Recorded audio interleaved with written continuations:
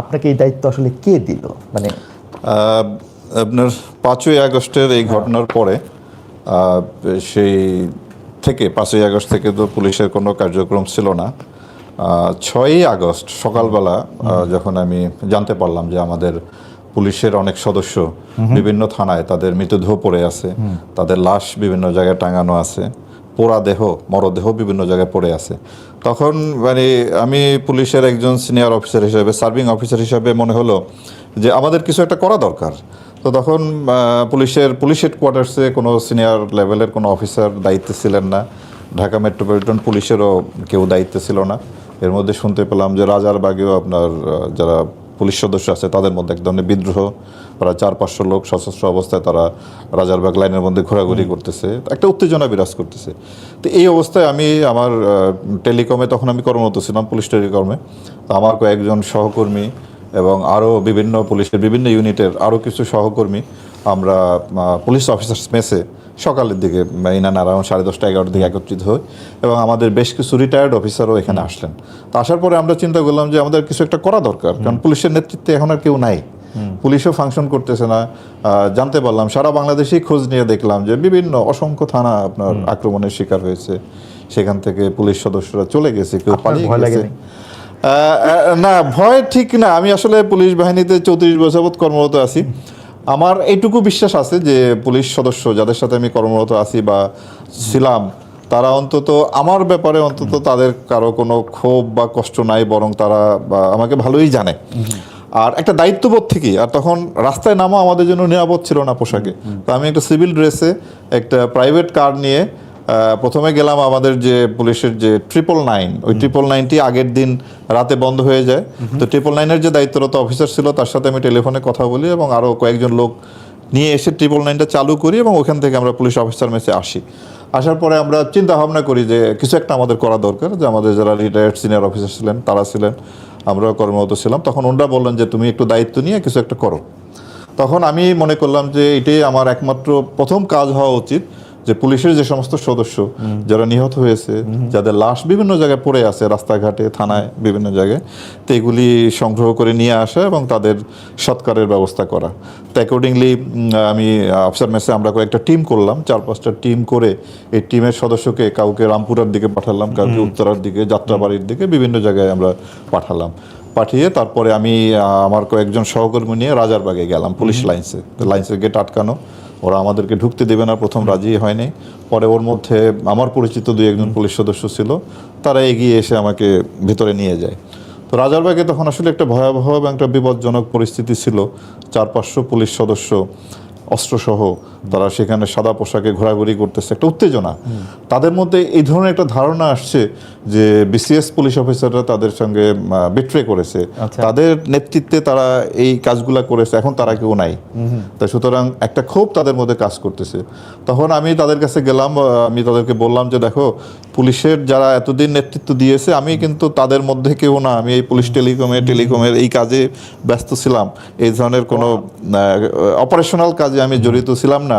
But আজকে তোমাদের এই বিপদে আমি আসছি এবং একটা উদ্দেশ্য নিয়ে আসছি, যে আমাদের যে সমস্ত পুলিশ সদস্য নিহত হয়েছে তাদের যে মৃতদেহ এগুলিকে সংগ্রহ করা এবং ধর্মীয় মতে সৎকারের ব্যবস্থা করা। তো তোমরা প্লিজ আমাকে হেল্প করো। তো তখন তারা আমার কথায়, তাদের মধ্যে যে ক্ষোভ কিছুটা প্রশমিত হয়। প্রশমিত হওয়ার পরে আমরা ওই যে আমাদের যে গ্রুপ বিভিন্ন জায়গায় পাঠালাম, সেখান থেকে মৃতদেহ। এখানে একটু মাঝখানে একটু প্রশ্নটা করি, সেইটা হচ্ছে যে আপনার তখন, মানে আপনি তো প্রথম পুলিশ কর্মকর্তা যাকে 5 আগস্টের পরে আমরা আসলে আমাদের ক্যামেরায় পেয়েছি।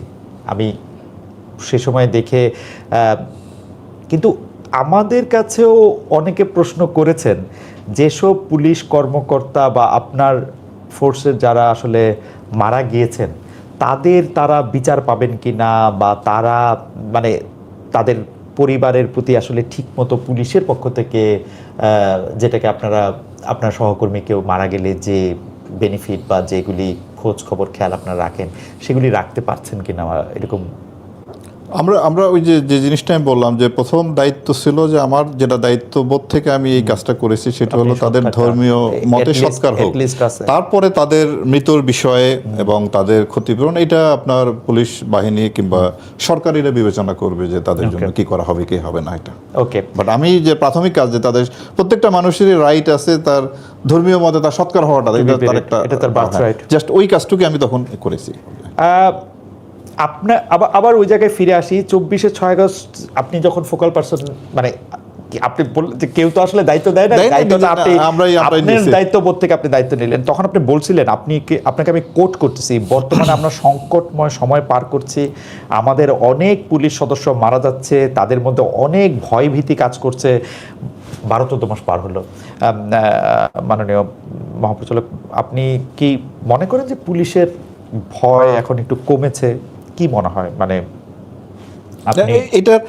এটার ভালো মূল্যায়ন আপনারা করতে পারবেন, জনগণ করবে যে পুলিশ তখন কি অবস্থায় ছিল, আজকে কি অবস্থা আছে। তা আমি মনে করি যে এখন আইন শৃঙ্খলা পরিস্থিতি স্বাভাবিক রাখার জন্য, অপরাধ নিয়ন্ত্রণের জন্য পুলিশ কাজ করতেছে। তবে জনগণের প্রত্যাশা পূরণের জন্য যতটুকু দরকার ততটুকু পারতেছি কিনা সেটা নিয়ে হয়তো ডিবেট থাকতে পারে। বাট আমার মনে হয় এখন আমরা সারা দেশই পুলিশ বাহিনী আগের চেয়ে অনেক বেশি সুসংহত এবং আমরা আমাদের দায়িত্ব মোটামুটি নির্ভয়ে এখন পালন করতেছি। তবে জুলাই আগস্টের ওই ট্রমা হয়তো অনেকের মধ্যে থাকতে পারে। মানে দর্শকদের উদ্দেশ্যে, মানে আপনার আসলে রিপোর্টিং বসকে আপনার যে পুলিশ হেডকোয়ার্টার্স এবং পুলিশ হেডকোয়ার্টার্সের মাধ্যমে স্বরাষ্ট্র মন্ত্রণালয়, আমি পুলিশ হেডকোয়ার্টার্সের সাথে কাজ করি। পুলিশ একটা অঙ্গ। জি, পুলিশ হেডকোয়ার্টার্স মানে আপনি কি আপনার মানে আইজি সাহেবকে উনি আপনার? জি জি জি, হ্যাঁ হ্যাঁ, আমাদের লাইনে আমাদের যত আপনার রিপোর্ট বা বিভিন্ন তথ্য বা আমাদের যোগাযোগের সব পুলিশ হেডকোয়ার্টার্সের মাধ্যমে হয়। ওকে, আপনাদের যেটা সমালোচনা যে এই 12-14 মাসে দেশে শতাধিক মাজার ভাঙা হয়েছে, কোনো ক্ষেত্রে কিছু জিনিস ঘোষণা দিয়ে করা হয়েছে, দরবারের লাশ তুলে আগুন দেওয়া হয়েছে, এগুলি প্রতিরোধে আমরা র্যাবকে তেমন একটা সক্রিয় দেখি নাই। না, এগুলো আপনার আমি বলি আমাদের যে সংখ্যা, আমাদের সংখ্যা পুলিশের তুলনায় বা সেনাবাহিনীর তুলনায় খুবই কম। আমরা 10 থেকে 10,500 লোক। তো সুতরাং কোথাও যখন এই ধরনের আপনার আইন শৃঙ্খলা রক্ষা বাহিনীর ডেভেলপমেন্ট হয়, সেটা আমাদের সংখ্যাটা সেখানে কম থাকে। তো প্রতিটি ঘটনায় আমরা ছিলাম। কিন্তু এটা হয় কি আপনার আমরা জুলাই আগস্টের পরে পরিস্থিতি নিয়ন্ত্রণের ক্ষেত্রে, শক্তি প্রয়োগের ক্ষেত্রে আমরা এখন কিছুটা সংযমের পরিচয় দেই। হ্যাঁ, আমরা আপনার শক্তি প্রয়োগের ক্ষেত্রে অর্থাৎ যাতে সেখানে ক্যাজুয়ালিটি খুব বড় ধরনের না হয়, এই সংযমের পরিচয় দেই। কারণ কিছু কিছু পরিস্থিতি আছে যে মব কালচারের বা কথা যেটা বলতেছেন, যে যেখানে হাজার হাজার মানুষ জড়ো হয়, ওই মব কন্ট্রোল করতে গেলে যে পরিমাণ শক্তি প্রয়োগ করা দরকার, ওই পরিমাণ শক্তি প্রয়োগ করলে সেখানে হয়তো অনেক বেশি ক্যাজুয়ালিটি হয়। এইভাবে বেশ কয়েকটা জায়গায় আমরা দেখেছি যে সেখানে আপনার প্রায় আমাদের আইন শৃঙ্খলা রক্ষাকারী বাহিনীর প্রায় 400-500 সদস্য ছিল। তারপরও ওই যে ময়মনসিংহের একটা মাজার ভাঙ্গার ক্ষেত্রে, তারপরও আমরা সেটা নিয়ন্ত্রণে রাখতে পারিনি, আমাদেরকে ওভার পাওয়ার করে তারা এটা করেছে।